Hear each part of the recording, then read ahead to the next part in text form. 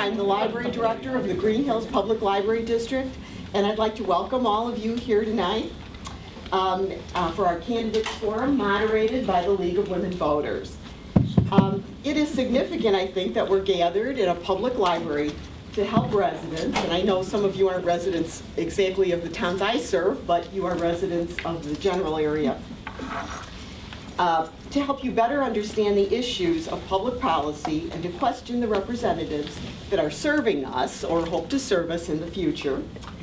Andrew Carnegie, a Scottish immigrant, and I have a Scottish immigrant employee here tonight. It's Carnegie, I've been told. So Andrew Carnegie he was a Scottish immigrant from a very humble background, ended up founding Carnegie Steel. And he spent hundreds of millions of dollars building public libraries all over this country and all over the world. He was committed to the belief that public libraries were the people's universities and that any person could become educated by using a library. So tonight we have public meeting space, and we have Elaine Savage from Palos Heights Library. She has a meeting room. Andrew Carnegie insisted that if he was going to give money for a public library, it had to have public meeting space. I'm going to stay right here tonight because if I don't, I'm going to fall on my head. Sorry about that. I've known about it all evening long, and well, I'm not saying anything important right now. I've known about it all evening long, and I still, every time I go that way, so I'm going to have to sneak around another way. My name is Barbara Pasquinelli, and I'm co-president of the League of Women Voters of the Palos-Orland area. We cover about 16 different municipalities. The Palos-Orland area is quite widespread. Thank you all for coming tonight. Thanks to Annette Armstrong and her staff and the League of Women Voters for organizing and publicizing this forum. For those of you who I haven't met, my name is Kelly Burke. I'm the state representative for the 36th district. But the past 2 years that I've served in the legislature have been a really interesting time. It's been a great experience. It's been interesting, rewarding, and at times very frustrating. I've had the opportunity to work closely with a lot of people here on legislative issues as well as community issues. We'll be headed back to Springfield at the end of November for veto session. There's a lot on the plate. There's gaming issues, pension stabilization, we've got budget issues, just to name a few. But it's going to take a lot of negotiation, a lot of working together, and a lot of hard work and thoughtful debate to get through those issues. For those who don't know me, my name is Bob Shelstrom. I live in Palos Park. I've lived in the community for 24 years. I have 3 children, 1 at ISU and 2 at Stagg High School. And my situation is much like one of a citizen who sees his country in peril and joins up to help fight for it. Doesn't want a political or a military career, but feels you have to stand up to do things because we are in deep trouble in Illinois. Most of these problems that are now crises happened over the last 10 years since we made the mistake of electing Blagojevich and since Mike Madigan has taken control of this state. In the last 10 years, we have lost 600,000 people from Illinois. And what they took with them was 370,000 jobs. Now, how is a state that has growing needs going to cope with that sort of situation? We can't. We have to do things differently. That's all right. Good evening, everyone. I'm State Representative Mary Flowers, and I've had the pleasure of serving in the Illinois House of Representatives for the last 28 years. I am the chairman of the Healthcare Committee. Healthcare is a big problem when you take into consideration that the insurance industry do have a conflict of interest. They have a fiduciary responsibility to their shareholders to make money. That's what the insurance industry have. And unfortunately, until such time that we negotiate the price of health care to come down, negotiate the prescription drugs, negotiate the doctor's fees and the hospital fees, we will always have the problems that we have. And business is the same as everyone else. They too should have skin in the game. Businesses need people to work, and people that work should have an honest pay as well as an honest pension. I don't know if a lot of you remember back in the 80s, a lot of businesses closed up and took your pensions with them and your 401ks, and you got nothing in return. We had to pass laws to prevent that. Thank you very much. Thanks, Barbara. Thank you. That's right, same guy, different office. I'm currently the state representative for the 35th district. It's a position I've held for just under 2 years. I've really enjoyed serving the residents of my district. It's been a terrific experience. I've enjoyed every minute of it. Maybe almost every minute of it, I should say. And I am happy to report, it doesn't always get a lot of attention, but I think we have made some real progress in Springfield over the last 2 years. A lot of work left to do, but I think we have accomplished some important things that I was proud to be a part of. As Representative Burke mentioned, we passed 2 balanced budgets. One of them a very collaborative effort with both parties working together hand in hand. That doesn't always happen in Springfield.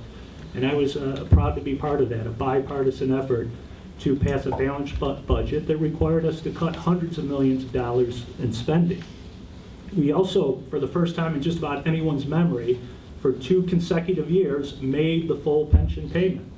As was alluded to earlier, the reason why the pensions are in such dire straits more than any other, there's a lot of reasons, but the biggest reason is because the state legislature has skipped payments or borrowed to make payments. We didn't do either of those 2 things the last 2 years, and I'm very proud to have been a part of that. We enacted important political reforms. I voted to cut my own pay, which has my wife shaking her head right now. I voted in favor of a bill sponsored by Representative Burke to roll back our own pension benefits. I think it was important that we show the people of the state that we're willing to sacrifice, we're willing to make the tough decisions on these issues, and willing to be affected by them before we impose them on the rest of the state. And I think that was a very important message for us to send. Thank you. And also running in the 18th district is Barbara Bellar. Thank you so very much. I certainly, like everyone, I thank the League of Women Voters for this opportunity. All right, all right. Certainly, like everyone here, I thank the League of Women Voters. And, you know, can you imagine they tell a woman to say their opinion in 4 minutes? So I'm going to talk in 33 speed.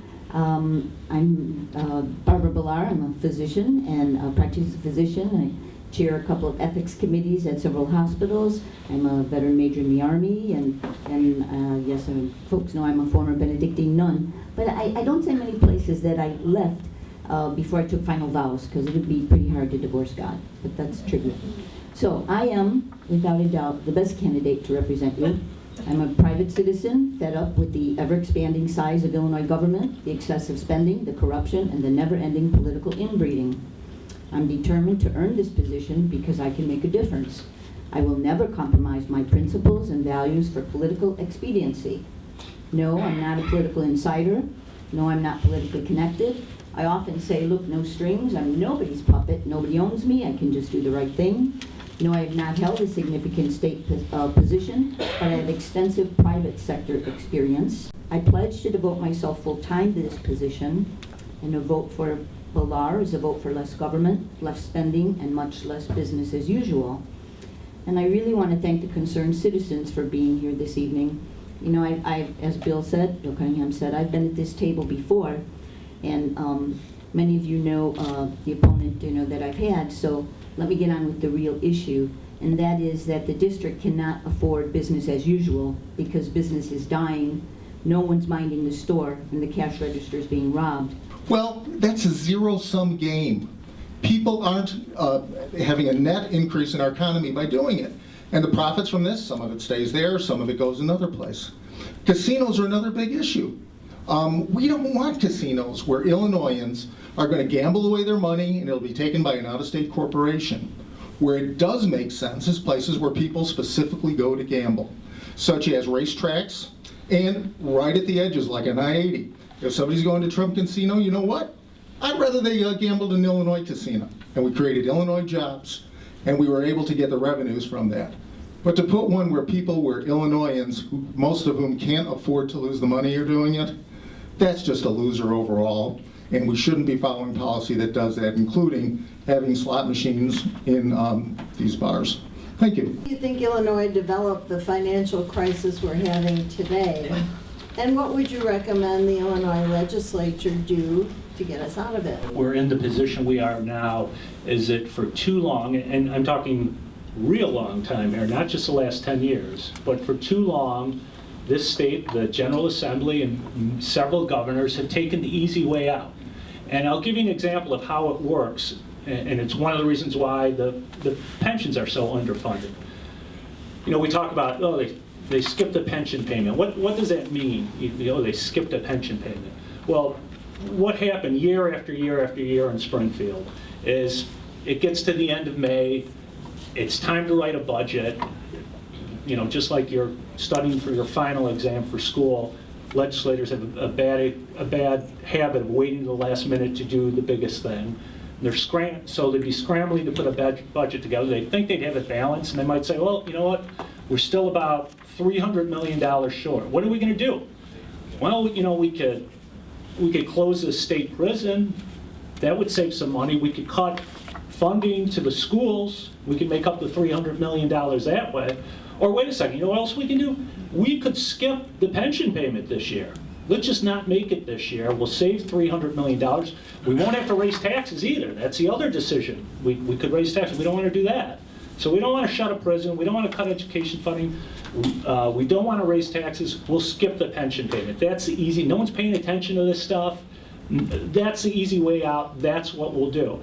And that's what the General Assembly and governors have done for years. In any case, I was going through the list as it was before, the state fiscal policy, and I'll go much faster. Keep taxes low, and I elaborated on that. Don't tax earnings and investments. 3rd, avoid sin taxes. 4th, I said the accountability, transparency. 5, privatize the public services. 6, be reasonable with the corporate subsidies. 7, cap taxes and expenditures. We should have value-driven programs by outcomes. On any new program that exists, or even prior programs, you need to have an expiration date on it, and you evaluate it in 2 to 3 years. If they didn't meet their goal, then they just fold up. You axe them, that's it. You don't just keep giving them money to continue the same programs that aren't effective. Number 8 I have on my list is fund students, not schools. The Chicago Public Schools have one of the highest per capita spending and the worst academic performance. So I'm supporting school choice and homeschooling, and funding should follow the student. 9, reform Medicaid. You know, the fraud that exists there. You can check the eligibility, the co-pays, you know, find out the unauthorized recipients. You can solve some of these deficits by cuts and by further investigations. Pensions need real reform. You know, I don't support moving the pension fiasco to be paid by schools. That's going to raise property taxes, and you're going to pay twice. For example, just in our district, Sandburg High School. Am I done? No, okay. Sandburg High School in my district, I think their regular budget is about $3 million, and to cover the pensions, that would be anywhere from $5 to $14 million. They may as well just close their doors. So I don't support any kind of cost shifting, and there's so many additional things that we can do. For all candidates, and we're going to be starting with Dr. Bellar. Affordable Health Care Act, good or bad for Illinois? Oh my. Yeah, it's going to be very hard for me not to really start on this subject, but to make it simple, the Affordable Health Care Act, which we all know as Obamacare, and I'll just be very honest here, to me it's an abomination or Obama trauma or whatever you want to call it. It's just going to be a disaster fiasco. And what it represents for me, and why I recently got involved in, some of you know that video, is it was meant to be a light introduction to a very serious topic. And for me, it represents just the tip of the iceberg. It represents the erosion of our civil and religious liberties. That's what's behind it. I mean, God should decide how long we live, not President Obama. So I feel that there's so many aspects about it. I don't know where to begin. But you know, one thing we're born with is freedom of choice, and there's no choice here. So, I mean, there's a couple of issues. Because the sign went up, I want to say, I know as an attorney, just the idea of abortion, it's starting to take a little bit of an upward shift because of Obamacare. And if it's not written, which it is not written as prohibited in that thick record, then the smaller courts will take it on as a service that can be included. And it's not just a Catholic issue. We're handing our moral conscience and compass to a 15 appointed member board, IPAB, Independent Payment Advisory Board, to make decisions about our most private healthcare things. I mean, it's socialism, it's rationing, and it's not right, and it's not the American way. And I swear, if we don't do something about it November 6th, this country's going over the cliff and you will not recognize it. Because Obamacare is the tip of the iceberg. I gotta stop. The state of Massachusetts fall into the Atlantic Ocean anytime soon? They've had a form of Obamacare there in place for quite some time. Does anyone know who put that in place? Anyways, I'm trying to be somewhat humorous, but this act is not all bad. There are some good things there. One of the good things there, just to bring it back to Illinois, is the idea of setting up health exchanges, which is something we delayed in the spring. This would allow small businesses, individuals who are self-employed, to go into a pool and buy insurance together, to bring the cost down so they can afford it. So maybe they can give insurance, the small business could give insurance to their employees, something that doesn't happen too well right now. I think that's something that we need to do in the state legislature. And again, I hate for it to become real partisan, and that's what happens when we talk about these issues. I think instead we need to find some of the, the good parts of it, particularly the ways that they can help the state of Illinois, and we need to seize on that and enact those programs. Your thoughts on a graduated income tax? And we'll start with, for the state, we'll start with Ms. Burke. The graduated income tax, I think, is what most states have. I think there's only 7 states that have a flat income tax rate. And by graduated income tax, we mean depending on where your income level is, you pay different amounts. I would be interested in looking into it because I think we can lessen some of the burden. I mean, if everybody pays 5%, is that the best way to do it? Should somebody who makes 10 or 12 or 15,000 a year? No, it's not. No, this is not a give and take. We can have a healthy debate after this, but After the mics are off. But it's something we need to look at. 43 other states do it as a graduated, on graduated rates. And these are some of the states who we point to as the ones we want to emulate. States that, we say they're more fiscally responsible, they're lower tax states. So a graduated income tax doesn't necessarily translate into a higher, tax. To support a graduated income tax. We have right now in the state of Illinois one of the most regressive tax systems in the state. And what that basically means is we don't tax people based on their ability to pay for it. Property taxes are a perfect example of that. I don't know how many of you could tell stories about your property values going down, but your taxes going up. There's no relationship there regarding your ability to pay for it. A graduated income tax gives us that. It assesses a person's ability to pay for it, and if they have a high income, asks them to pay more. If we put in a graduated tax system like the one they have in Iowa right now, the majority of people in this room, the majority of people in the state of Illinois would see their taxes go down, their income taxes go down. And some of the more wealthy among us, some of Dr. Bellar's neighbors in Burr Ridge, would have to see their taxes go up a little bit. So that's, I think at the end of the day, we will have a fairer system where most people's taxes will go down. Another thing it'll enable us to do is lower the corporate tax rate, which was increased to over 9%. That is the one thing that really chased businesses out of this state. Again, that's somewhere else we need reform. We tax certain corporate profits in the state and not others. We need to reform that. We need, the best tax is a low rate, evenly applied. So, for your closing statements, if you want to take 4 minutes to wrap up everything that you didn't get a chance to say, you can do that. And we will start with, let's just start at this end. I think I've made a positive difference. I think I've spoken for fiscal responsibility. I think I've spoken for consumer rights. I think I've spoken for the people of the 36th district. Things are slowly getting better. It's going to take a long time to get us out of the morass that we have found ourselves in, but I think it can be done. And I think that I have demonstrated a willingness to make some difficult decisions. I think I've demonstrated a willingness to roll up my sleeves and do the hard work that's needed to get us past that. We have many, many issues still to be resolved. Now, Dr. Bellar and I, we're neophytes. We don't have government jobs. I have no interest in being a career politician.